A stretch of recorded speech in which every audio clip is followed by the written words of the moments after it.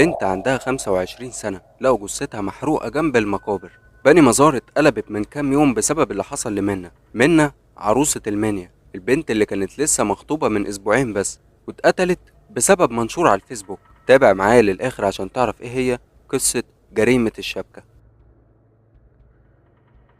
بداية الحكاية إن كان في مجموعة من الأشخاص شايلين نعش ورايحين بالمقابر عشان يدفنوا الشخص اللي جواه، وهم في طريقهم كانوا شامين ريحة وحشة جدا. فضلوا يبصوا كده يمكن في قبر مفتوح ولا حاجة، لكن واحد فيهم شاف حاجة مرعبة، شاف جثة متفحمة ومرمية في الشجر جنب المقابر، ومفيش حاجة فيها سليمة إلا رجليها بس وجزء صغير من الطرحة اللي هي كانت لابساها. طيب مين هي منى كان عندها 25 سنة وساكنة في بني مزار محافظة المنيا. أما أبوها الحاج رفعت فهو متوفي من 2023، وكان راجل زي الفل وكل الناس بتحلف بأخلاقه، وكان شغال في جامعة الأزهر. وأم منى كانت ست بتعلم الأطفال